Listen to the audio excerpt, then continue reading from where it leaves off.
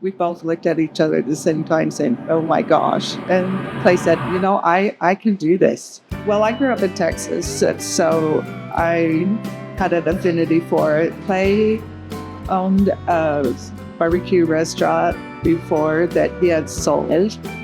And that's where his knowledge base was.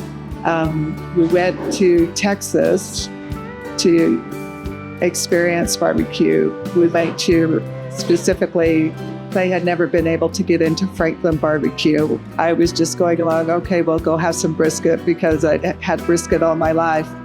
But it was life-changing, that first bite of Eric Franklin's brisket.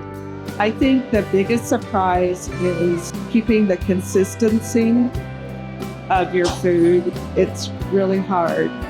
In fact, just this morning I was complimenting our kitchen manager on the consistency that he has here.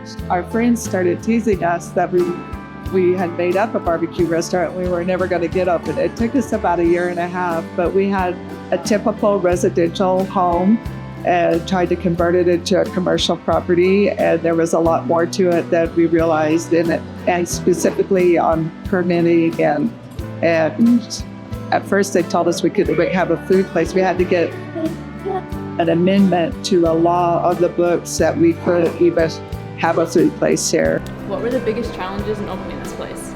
Getting people to adhere to our philosophy, teaching friendliness and engaging with people and those types of things.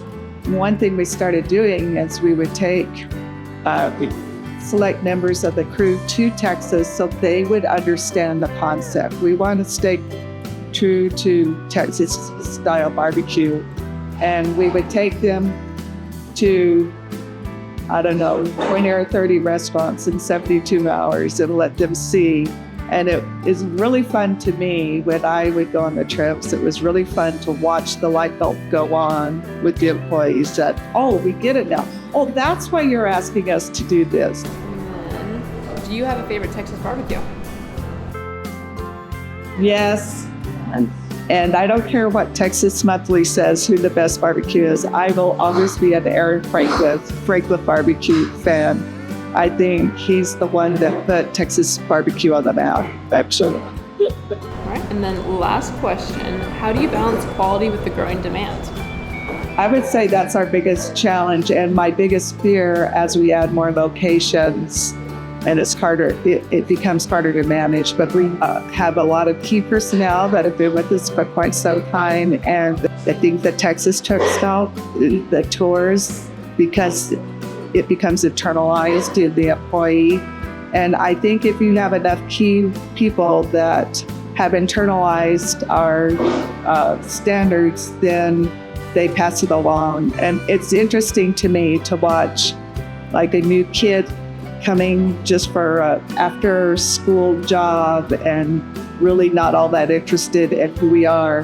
And they become part of the family, and I watch them grow and internalize our standards, and it's really rewarding to see that.